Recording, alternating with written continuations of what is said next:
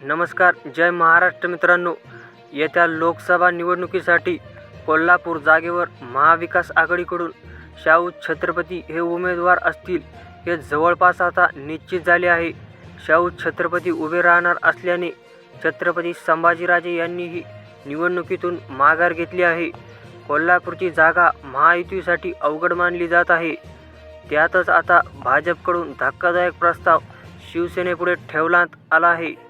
शाहू छत्रपतींविरोधात छत्रपती शाहू महाराजांचे जनक घराण्यातील भाजपा नेते समरजित घाटगे यांनाच निवडणुकीच्या रिंगणात उतरण्याचा हा प्रस्ताव आहे.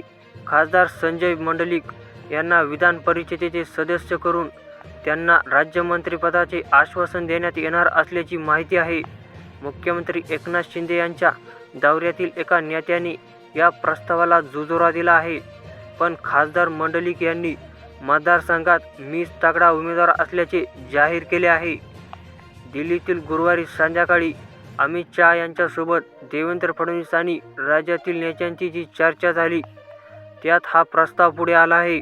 महाविकास आघाडीचे आमदार सतेज पाटील यांच्या आग्रहानुसार शाहू छत्रपती यांच्या नावावर आता शिक्कामोर्तब केले असतानाच दुसरीकडे त्यांच्या तुलनेने मंडलिक यांची उमेदवारी दुबळी असल्याने भाजपचं म्हणणं आहे. त्यामुळे सर्वेक्षणाची आकडेवारी समोर ठेवत कोणताही धोका पत्करण्याची भाजपाची तयारी नाही. त्यामुळेच समरजित घाटगे यांच्या नावाचा प्रस्ताव आता पुढे आला आहे. मित्रांनो, तुम्हाला काय वाटते? निवडणूक टस्सर झाली तर यात कोण जिंकेल? आपले मत कमेंट करून अवश्य कळवा.